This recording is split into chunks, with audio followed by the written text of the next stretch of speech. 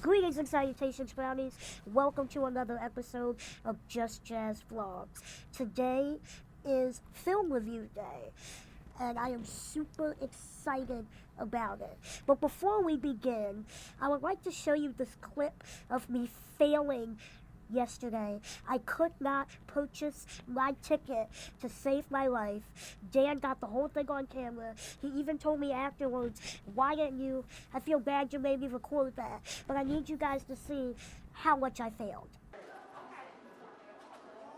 Alright, this is not rocket science.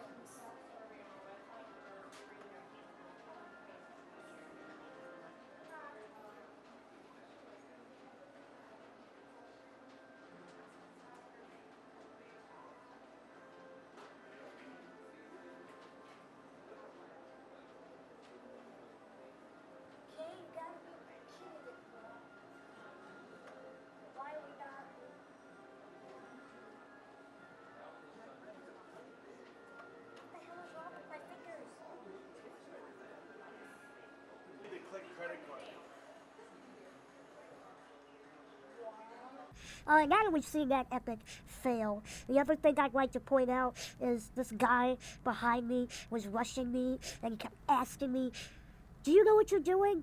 Because we saw the movie in 3D, so when I clicked the 3D button, he's like, you know that's 3D, right? I'm like, I'm very well aware of what, if I want to see it in 2D or 3D. Anyway, that's beside the point. That was just a little, and he did not make me feel any better. Okay, moving on. Let's get into the nitty gritty of what this movie is, what we liked, what we didn't like, and Dan, well, you can start, because watching him watch this movie yesterday was kind of funny. I thought he was actually in a game for a few minutes. Yeah, so I was, doing the casual fangirling a little bit into the different references and stuff like that. But, so Ready Player One is basically a movie about basically 20 years in the future when virtual reality becomes an extremely common thing and people spend more of their lives in the virtual world than they do the real one, essentially. And there's real currency, stuff like that. So there's basically just another kind of crossing over to another world kind of storyline. And the job is to find the 3 keys of the world's largest Easter egg.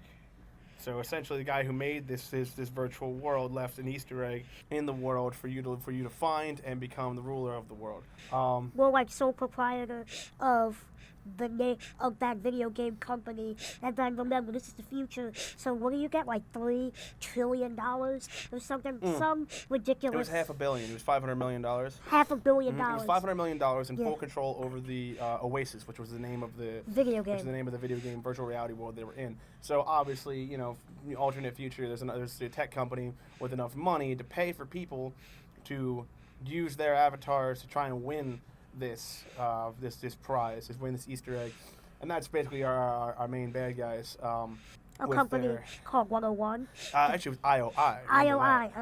I can't remember exactly what it stood for, but it was IOI, and I'm pretty sure it's actually a binary code joke. Yeah. That's kind of funny. I would think it would be it, actually. I have to look it up to get any grounds on that. But basically, our main character, having known and studied the guy who created the Oasis, he starts the journey of finding the keys and friends. It's an all really exciting adventure. Now, my overall first thoughts of this movie was they were just going to cash in on the video game references and the 80s movies and film references all over the place. They definitely hit them on the mark, but they did not cash in on them as I thought they would. I was thinking, when I say cash in, I say just make a movie covered in references and stuff like that, so much so that people will just come for that. But to be completely honest, no, it was an exciting, thrilling storyline that I'm not. Honestly, that's the only reason why I gave it so much credit was even before I walked in the theater was just because it was Spielberg, and Spielberg hit the nail on the head yet again. I just want to say, you have to have, like us, we're huge movie buffs. Like I always joke, the difference between he and I is one has a degree and the other doesn't, but we share the same passion. There were at least 100 movie references in this movie alone, and you had to see at least 40 movies to find it entertaining. So that's what was cool also to me, actually, is it wasn't just a video game reference movie, it was also film references. There was an almost shot-for-shot remake of The Shining in the middle of this. And you guys can watch the movie for yourself. I'm not going to give any spoilers, don't worry. It's not really as much of a spoiler. But they just start bringing in even the movie references, like even in the trailers they show off the DeLorean. That's really early right off the bat, and it was cool. I'll be honest. They didn't overdo it. They just kind of it was more of just like an excellent prop. So, and I thought that was amazing. Also in the trailers they gave away the Iron Giant, which was probably the coolest reference to all of this. Exactly. To be honest, and I knew it was going to be Iron Giant being a fighting robot, and It was great. there was Halo, there was Yes! Overwatch, there was everything. There were a few. The thing I And liked, they didn't Harley cash in on it, Quinn. like I was saying. They didn't really layer on those games. They literally just put them in the right places, and they kind of just knew the games, knew the people, knew the things they were going to do, and they put them in the movie in just the right places. And then the other thing I liked is, you can build your own avatar. So they kind of like to poke fun at some of the typical tropes that we see now, like with everybody wants to be Harley Quinn. Like last year, that was like one of the top Halloween costumes. So there was a couple Harley Quinn avatars in the game. Like it just was not shy to poke fun and make fun of you about it. A quick note is, in the beginning of the game, if you're a gamer out there, when you lose and you've worked so hard to build up something, you are pissed. There was a scene where it was a Asian country, and this guy almost jumped out a window because he lost, and he was at work. See, that was hilarious. I actually was cackling out loud because then his coworker like grabbed him and body slammed him. Tackled him before he could even open the window. But the thing is, the way the guy had a look on his face is like they have to tackle him multiple times a week. Like him trying to jump out the window is an everyday occurrence, and I thought that was pretty. See, that was also one thing about this movie that I didn't expect. I kind of did and didn't expect them to take was the if you die, everything's gone. It was literally a full wipe, money, character, everything kind of death. Which honestly I think was needed, because if this was like a real video game world, like a lot of video game movies are, it's like, oh, I die, I start over again. Right. But no, this was you die, and basically the entire life that you created on that game, all the money that you can use in the real world, gone. So I hate a movie where exposition is kind of corny placed in the movie. But in the first 90 seconds of this movie, you know everything you need to know about the plot, why it's so important. Steven Spielberg wastes no time with exposition. He gets straight to the point, and then from that 90-second point on, it was amazing. Well, that's the reason why I like Spielberg films, is because of the fact that he doesn't give you a 20-minute exposition and all the stupid crap that could happen. It's literally like, listen, here's where it's at. You're going to learn the characters as we go. Deal with it. And the other thing is, not even the trailer has done it justice, because we are in an age where you really don't have to see the movie anymore. All you have to do is watch the trailer, and the whole movie's freaking ruined for you. So I've seen like 2 or 3 different Ready Player One trailers, and none of them really did it justice. Basically, it didn't give away any of this. It's almost like they shot this separately from the movie, because what you see in the trailer, it's really not in the movie. Maybe like a clip here or there, but it's not anything to what we're getting accustomed to. I definitely think a lot of it was in the movie, but the nice part about this is that they gave away nothing about the story. So that was the nicest part to me, because that's actually one of the nicest parts about using the VR world kind of trope is just the fact that it could be a story about anything. It could be a story about these it could be a story about a tournament. It could be a story about winning a ton of money, which it was, but it could be a story about, there wasn't need to expose it at all, which was really nice, because then once we're accustomed to the story, it's like we're in this. We're not like all right, we already know when we get in the theater. But it was good. Like, I had no idea where it was going.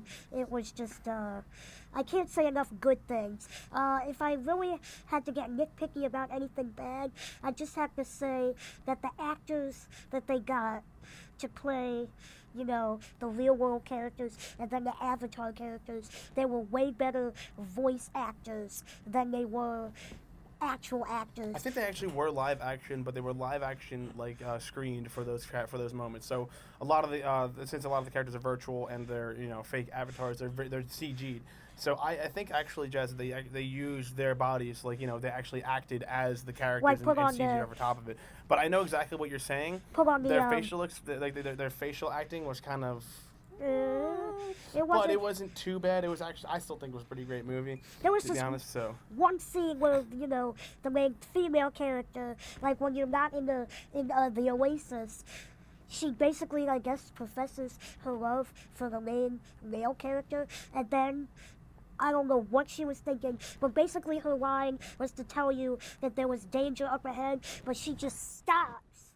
Oh no! Like, it just came out of nowhere. The way she delivered the line to let you know that danger was about to come was just hilarious, and it was just so bad. I remember just going, oh my god.